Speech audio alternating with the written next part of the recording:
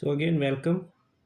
आज के वीडियो में हम ग्रुप टू जो रूट ऑपरेशन हमारा ग्रुपिंग का है उसको हम आज देखेंगे। सो ग्रुप टू क्या कहता है? Take out solid fluid gas from the body part. Okay, जिसके अंदर हमारे तीन रूट ऑपरेशन आते हैं। First one drainage, second one is extirpation and third one is fragmentation. तो आज हम तीनों को समझेंगे in a brief. So taking out fluid gas और solid from the body part. तो इसमें फर्स्ट जो है ड्रेनेज।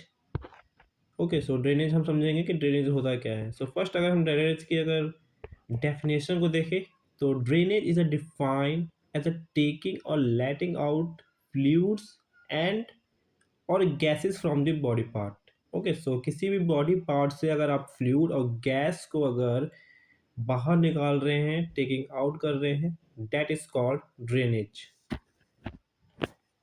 सो बेसिकली जो ड्रेनेज प्रोसीजर परफॉर्म्ड होता है रूट ऑपरेशन का, इसमें बेसिकली हम जो बायोप्सी परफॉर्म करते हैं उसके लिए यूज़ किया जाता है।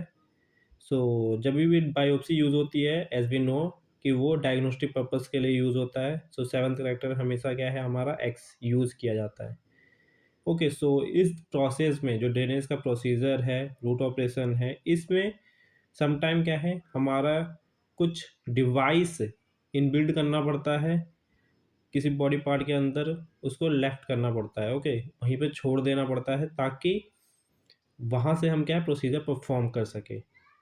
तो कहीं पे भी अगर इंडवेलिंग कैथेटर समथिंग ऐसा अगर कुछ रहे कि डिवाइस वहाँ यूज़ किया गया है, दैट्स मीन वहाँ ड्रेनेज प्रोसीजर परफॉर्म्ड किया गया है। There are some example. First example is incision and drainage.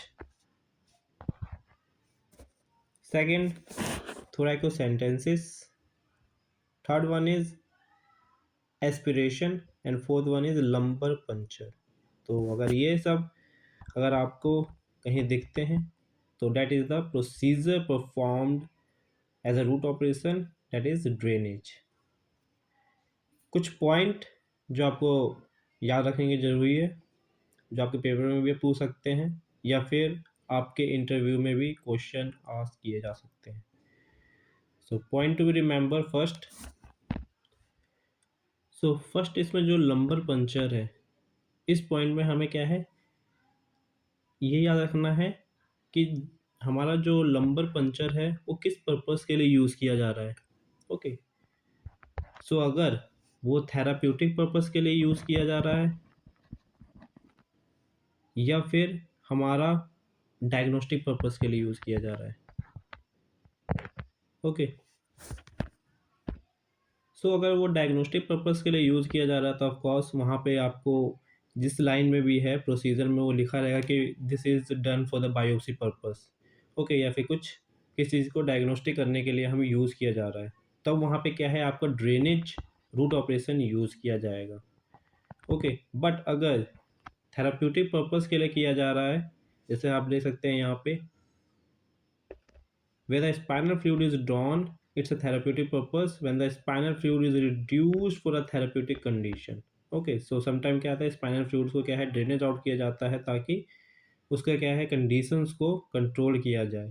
Okay, but अगर वही ड्रेनेज प्रोसीजर किसी डिवाइस का यूज़ किया जा करके हम सिर्फ डायग्नोस्टिक पर्पस के लिए यूज़ करते हैं, that is drainage. Otherwise it will lead to the other conditions and other root operation will be used.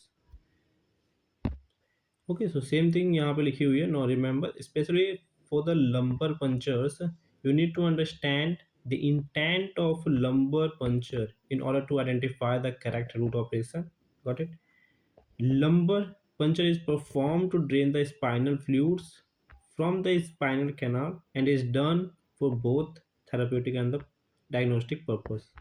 Okay, so if done for the diagnostic purpose, then you might need to code as a drainage root operation, and if it is for the therapeutic purpose, then you need to code other root operation.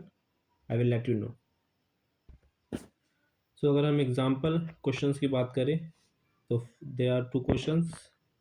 First question is large pleural infusion was developed and the chest tube was percutaneously placed in the right pleural cavity for drainage.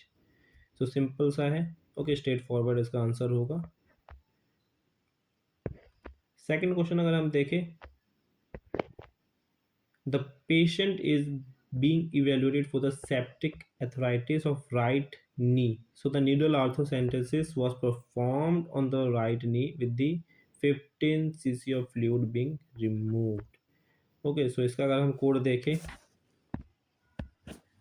Medical and surgical procedure हो जाएगा आपका. Lower joints की बात हो रही है, drainage हमारा root operation होगा, उसमें राइट नी के बारे में बात करें. सो राइट नी अगर आप देखिएगा तो राइट नी, ओके. अप्रोच क्या है, परक्यूटेनियसली, जिसे क्वेश्चन में स्ट्रेट फॉरवर्ड बताया गया है. डिवाइस कोई यूज नहीं हो रहा, so no device. And qualifier if it is diagnostic purpose के लिए यूज किया जा रहा है that is x.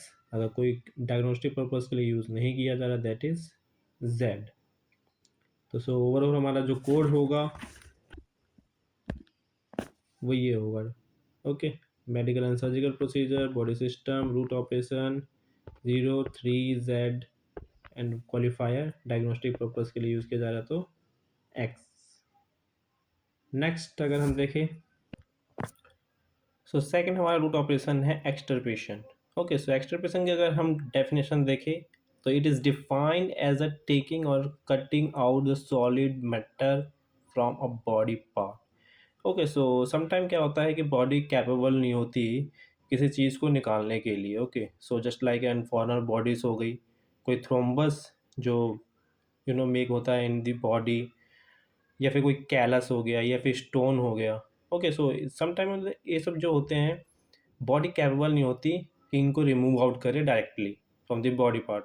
So sometime इस प्रोसीजर को परफॉर्म करने के लिए जो मेन हमारा ऑब्जेक्टिव होता है फॉर दिस प्रोसीजर, उसको तोड़ के बाहर निकालना, ब्रेक डाउन करके या फिर किसी प्रोसीजर के थ्रू, तो उस प्रोसीजर को हम क्या बोलते हैं, एक्सटर्पेशन. ओके, सो अगर आप एग्जांपल देखिएगा, thrombectomy removal of foreign bodies, endarterectomy हो गया, फॉरनर्स बॉडी रिमूवल हो गया. ओके, या फिर रिमूवल ऑफ स्टोन और कैल्कुलाई. नेक्स्ट अगर हम देखें तो कुछ पॉइंट्स जो बहुत इम्पॉर्टेंट है for this root operation. So in case of lithotripsy procedure, lithotripsy में होता क्या है कि बेसिकली स्टोन को पहले फ्रैगमेंट्स में तोड़ा जाता है. ओके, एंड उसको बास्केट के थ्रू क्या है हम रिमूव करते हैं. ओके, सो दो प्रोसीजर होते हैं, या तो फिर आप बास्केट के थ्रू रिमूव कर दीजिए, अदरवाइज नॉन बास्केट एक्सट्रैक्शन भी होता है. सो अगर बास्केट का यूज़ किया जा रहा है after the fragmentation of the stone, then it will code as a extraction.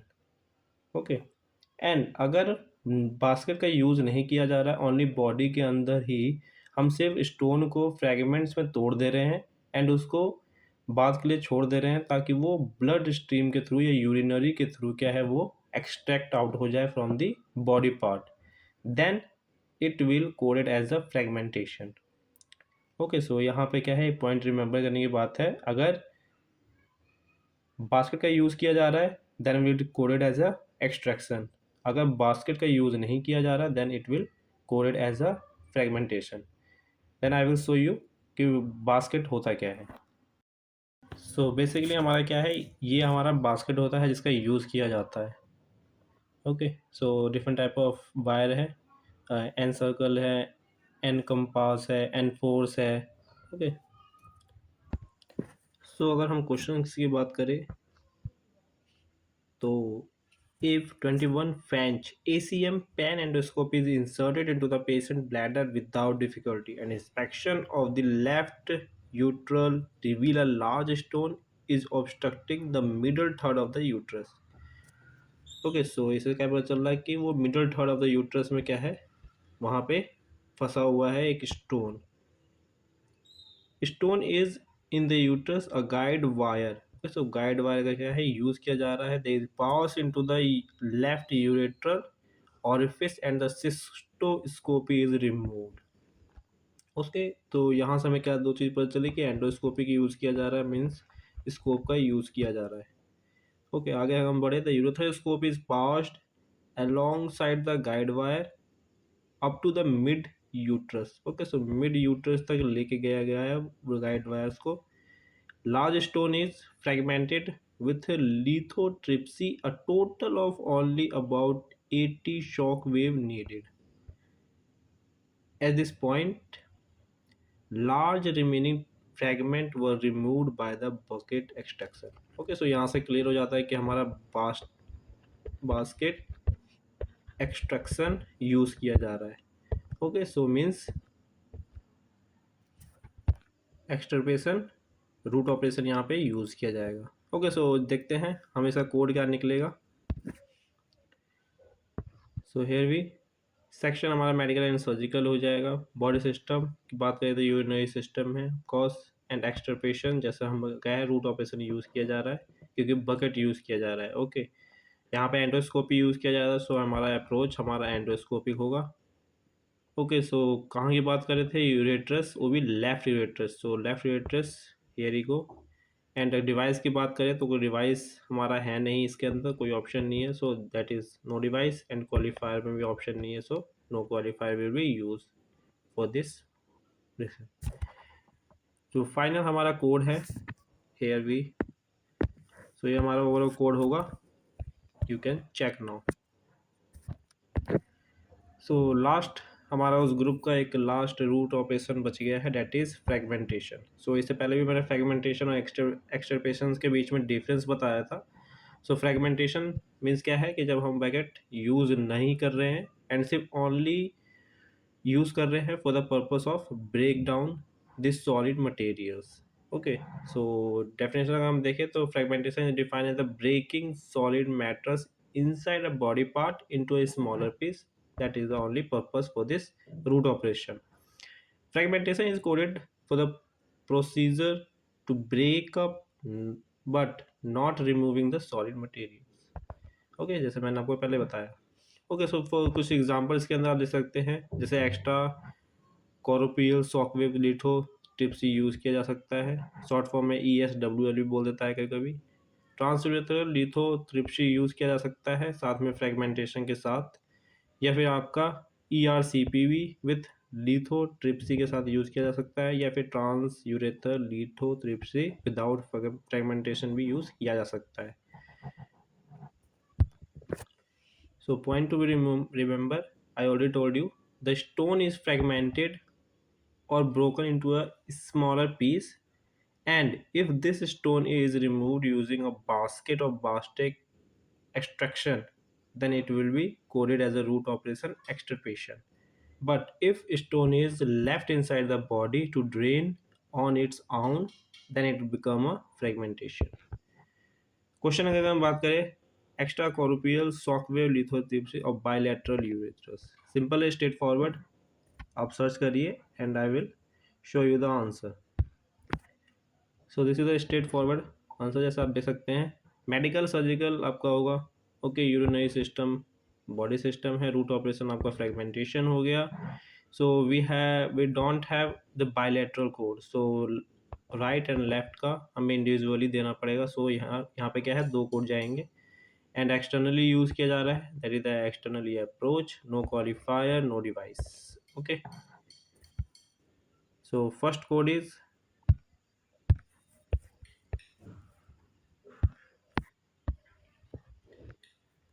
this one. Okay, so it is enough for today. Next video में group 3 we will discuss in further, okay, in details, and definitely we will going to start a new video session in English. Okay, so for the peoples who are not able to figure out in Hindi, they will able to figure out this in English. Okay, thank you.